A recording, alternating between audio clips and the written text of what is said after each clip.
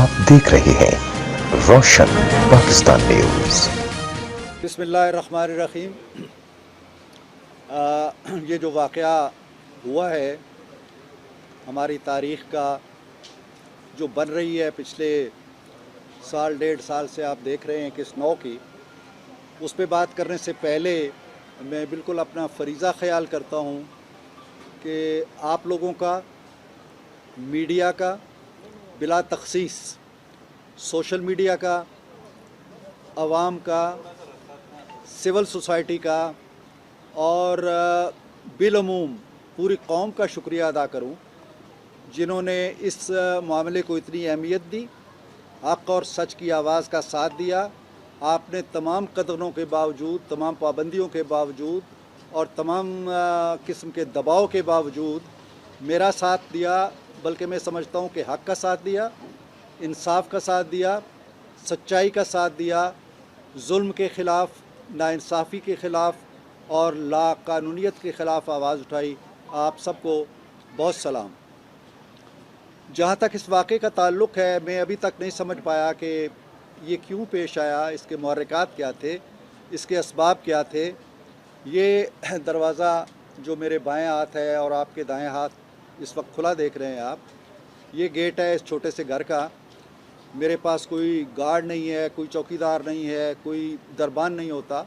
रात 11:30 पौने 12 के लगभग मैं कोई छोटा लिखने का काम कर रहा था, घंटी बजती है। मैं ख़ुद पहले इस दरवाज़े को खोल के पूछता हूँ तो बाहर से आवाज़ आती है, जी आप बाहर आएँ, हमें मिलना है। मैं बाहर आ जाता हूँ, वही रात के कपड़े मैंने पहने हुए हैं, पाँव में रफ़ चप्पल है, मेरे हाथ में वो कलम है जिससे मैं लिख रहा था। यहाँ आता हूँ तो मैं देखता हूँ कि 9-10 बड़ी गाड़ियाँ खड़ी हैं, पुलिस भी है, सिविल कपड़ों में लोग हैं, कुछ और मुख्तलिफ़ नौ के लोग हैं और उन्होंने इस घर को भी और पूरी गली को भी घेरा हुआ है। मैंने कहा क्या मामला हो गया? कि जी आपको लेके चलना है। मैंने कहा क्यों, कोई वारंट है? कोई कहने लगे जी कोई वारंट नहीं है, बस अब चलें। मैंने कहा चलें, ओके मैं चलता हूँ, मुझे अपनी अद्वियात साथ लेने दें ज़रूरी, और घर को बताने तो दें ना। कि जी नहीं आप चलें। इतनी देर में वो तकरीबन मुझे घसीटते हुए ले गए, एक गाड़ी में डाला और हमारे घर के अंदर से ख़ातीन निकल आई, उनके साथ भी बदतमीज़ी की और उसके बाद एक सिलसिला चलता रहा जो आपके इल्म में आया। अगले दिन हमें अदालत के सामने पेश किया गया और बताया गया जी कि मामला ये है कि आपका कोई घर है यहाँ पे जो आपने किराए पे दिया है और उस किराए के बारे में जो आपको इतलात देनी थी, थाने में दर्ज कराना था, वो थाने में नहीं कराया।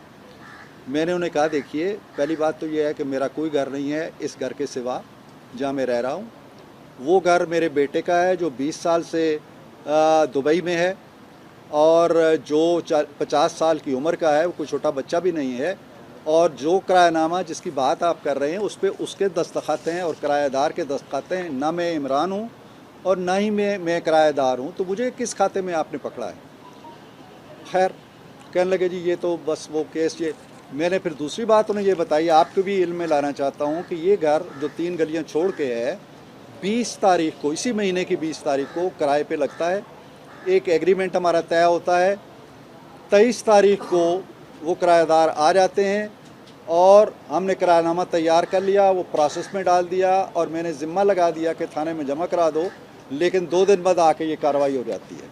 ये कोई बरसों की, महीनों की, हफ्तों की बात नहीं थी कि जी इतना अरसा हो गया। कोई इतला नहीं आई, कोई नोटिस नहीं आया, कोई टेलीफोन नहीं आया कि सर आपकी ये कोताही है, आप ये जमा करा दें। इस तरह से जैसे कोई बहुत बड़ा दहशतगर्द होता है या रा का एजेंट होता है या कोई दुश्मन की जासूसी कर रहा होता है, कोई कलदेब को क्या है, कलभूषण है, क्या है, इस अंदाज से यहाँ के लेके जाते हैं और रात रखते हैं थाने में, जहाँ जिस तरह की कैफियत थी उसको छोड़ देते हैं और अगले दिन हैंड काफ्ट इस मेरे राइट हाथ में हथकड़ी डालते हैं और दूसरे बंदे के भी राइट हाथ में, लेफ़्ट हाथ में, और दोनों को हथकड़ी लगाए हुए वो अदालत के सामने लेके आते हैं।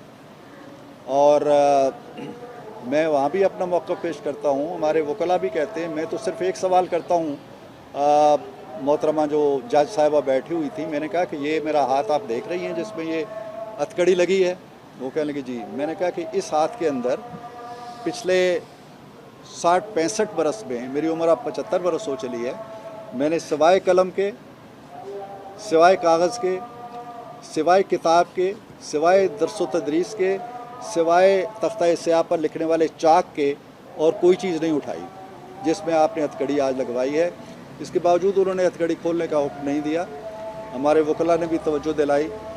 बहरहाल वो बहस में फिर मैंने उन्हें कहा जी कि इसमें मेरा, आप बताएं मेरा क्या ताल्लुक़ है इससे, इस मुआहदे के अंदर मैं कहाँ आता हूँ, सिवाय इसके कि इमरान खावर सिद्दीकी वल्द इरफानुल हक सिद्दीकी लिखा हुआ है। अगर ये जुर्म है वालिद होना तो फिर तो ठीक है, और अगर कोई कैरेक्टर है मेरा इसमें आता है, कोई किरदार आता है, कोई रोल आता है, तो फिर मुझे बताएं।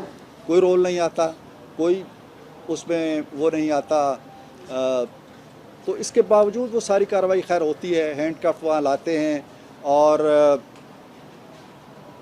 उसके बाद वो 14 दिन के रिमांड पे भेज देते हैं, और 14 दिन के रिमांड पे हम पहुंच जाते हैं जेल के अंदर। अब जेल के अंदर की कैफियत जो है वो मैं आपको सुना नहीं सकता, बयान करना मेरे लिए मुश्किल हो रहा है कि एक ऐसे 8 बाई 8 के ऐसे सेल में, जिसको बाद में मुझे वहाँ के मुलाजमन ने बताया जी कि इसे हमारी इस्तिलाह में कसूरी चक्की कहते हैं।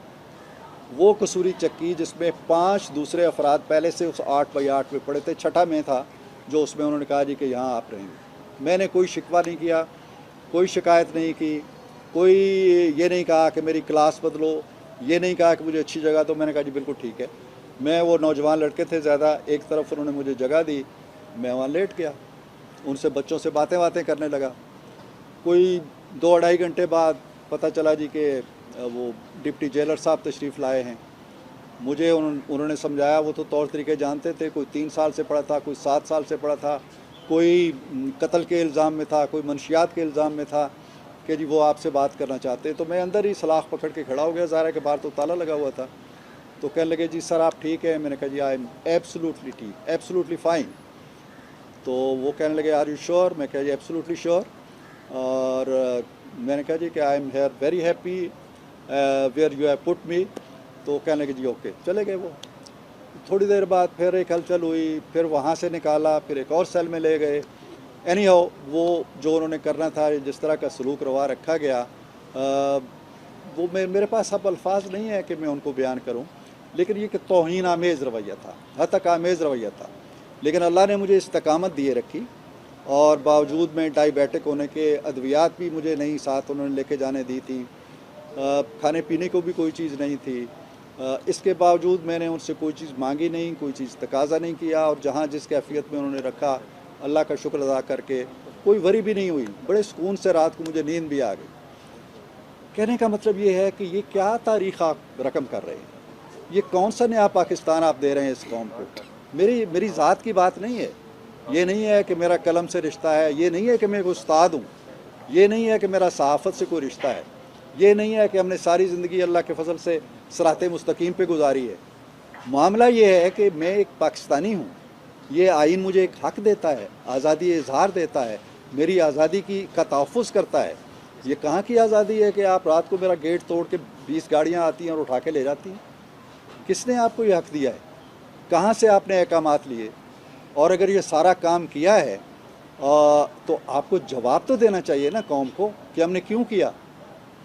केस आपने ये निकाला है कि जी किराएदारी का फॉर्म आपने, मैंने जज साहिबा से भी कहा, मैंने कहा जज साहिबा आप ख़ुद भी मुझे बताइएगा, अगर ये मेरा हक़ है, कि आपके पास कितने केसेस आए हैं इस तरह हथकड़ी में लगे हुए कि जी किरायानामा जमा नहीं कराया था। और इस पुलिस वाले से भी पूछिए कि इन्होंने कम से कम पिछले 1 साल में इस तरह के कितने मुलजिम पेश किए हैं हथकड़ी लगा के कि इन्होंने मेरा ताल्लुक़ भी नहीं है ना, या तो उसमें मेरा जिक्र आता हो, और फिर ये कि कोई महीने गुजर गए हों, साल गुजर गए हों, 2 दिन की बात है, और फिर कोई इतला नहीं है, कोई पैगाम नहीं है, कोई नोटिस नहीं है, और आके छापा मार के आप दहशतगर्दों की तरह ले जाते हैं। ये कहानी है, और ये इस पाकिस्तान की बड़ी ही अफसोसनाक कहानी है। और अफसोसनाक कहानी के अंदर से रोशनी की जो किरण फूटती है वो ये है कि आप लोगों ने, सिविल सोसाइटी ने, अवामुन्नास ने इसका नोटिस लिया है, और बेपनाह नोटिस लिया है। मुझे नहीं मालूम कि ये आप लोगों का दबाव था या कुछ और था कि इतवार के दिन, कहाँ ये कि कल हफ्ते को हम वहाँ पेश हुए और हमें जुडिशल रिमांड पे भेज दिया गया, हमारी ज़मानत भी नहीं ली गई, और कहाँ ये कि अगले दिन संडे को अदालत लगती है, खुलती है और मुझे अचानक सुपरिटेंडेंट साहब बुलाते हैं अपने दफ्तर में कि सर आपकी रिहाई का आर्डर आ गया।